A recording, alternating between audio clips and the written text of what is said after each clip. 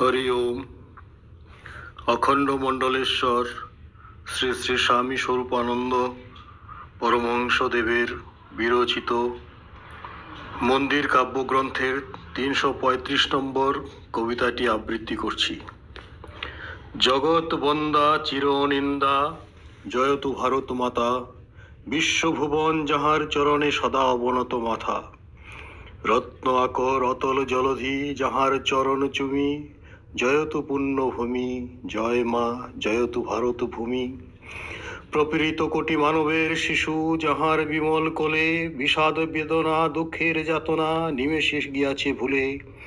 নিখিল সমাজে ধাত্রীরূপিণী তুমি জননী তুমি, জয়তু পুণ্যভূমি জয় মা জয়তু জন্মভূমি।